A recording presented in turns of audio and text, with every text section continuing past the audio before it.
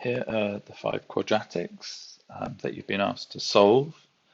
If you haven't got access to the OneNote file, I want you to pause this and have a go at each question. The answers for each follow with full solutions written out, and you can mark one by one if you wish, but it's important that you come back to this screen and pause so that you can attempt the next question. Okay, the first solution goes as follows. It's a happy face because a is equal to 1 and therefore greater than 0 positive. Next, we can solve this by factorization. We get x plus 1 and x plus 2 as our factors, and they give x is minus 1 and x is minus 2 as the roots. Now they're minus because each of the brackets need to be equal to 0. Then finally, our y-intercept is the number at the end c, which is 2, and that makes sense. We can move on. Okay, question 2. It's a happy face because a equals 2, so we're going to draw our shape straight away. Next, we can factorize this quadratic.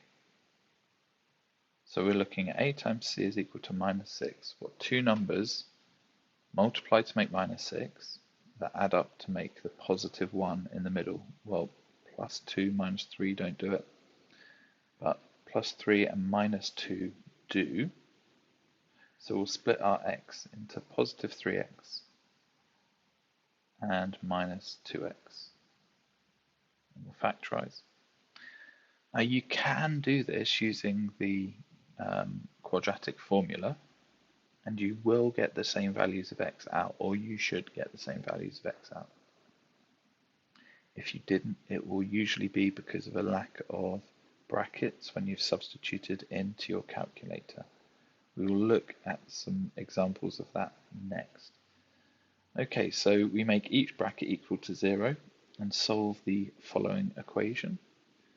We get x is equal to 1 and x is equal to negative 1.5. Next, our x-axis goes in, and minus 1.5 and 1 go on our axes in the relevant place.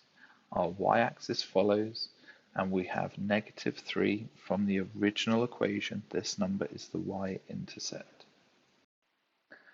Okay, so we have a negative unhappy face because we have a is negative, so we've got an unhappy quadratic shape.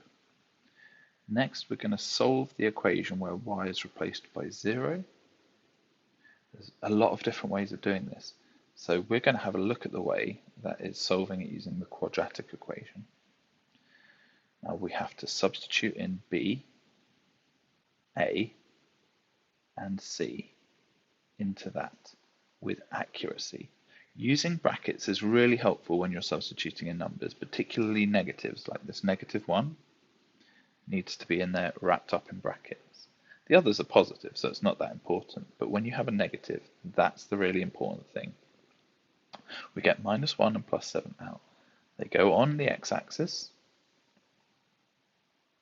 We draw in our y-axis where 0 is on the x-axis, and we put our y-coordinate of 7 in. We are finished there. If you did factorize, coming up on the screen here are the answers when you factorize. Now there are 2 of them, because you could have put the negative x in either bracket. So have a little look at the screen. Either of those is correct. Okay, so we have a happy quadratic because 6 is a positive number and that's the value in front of x squared. We can do this equation in either substituting into the quadratic equation, and I'm doing that on the screen now very deliberately because we have a negative b. Now if you look at the first term, negative b is negative of a negative, so it's minus minus of 19. It's so important that you're using brackets at that stage to save you can getting confused, and likewise inside the square root when you're squaring b, you use brackets as well. Now that's one way of doing it, and it will give you the right answers. It does factorize, and the two numbers you're using to factorize are minus 4 and minus 15. You split the minus 19 into those. You will need to take a negative 5 out of the second two terms, or it would be a negative 4 out of the second two terms if you did it the other way around. And you should be ending up with the factorized form that you see on the screen. From there, you're making each bracket equal to 0 and solving. The x values you should get are 2.5 and 2/3. So I'm going to write 2/3 in as a fraction because the decimal is horrible, but I don't mind if you use the decimal. You will then add in the c value as the y-intercept. Okay, if you didn't get those right, this is a really tough question. You should be aware of that. If you used the substitution into the quadratic formula, did you use the brackets here and here, here and here? If you didn't, that will almost certainly be your issue. Okay, now sometimes you get given an equation jumbled up, and you have to unjumble it to put it into the powers of x that you're used to. If you do this, you see that a is minus 2, and so you have an unhappy face. It's the first mistake you could make is be having a happy face. Next, you identify a, b, and c and substitute them into the formula. Again, we see with a negative 7, you have to have the brackets around negative 7 and a negative outside. Negative 7 with brackets around squared. Without either of those brackets, you're going to make a mistake. A half and minus 4 are the two answers that are going on the x-axis. And then 4 is our value of c. It goes on the y-intercept.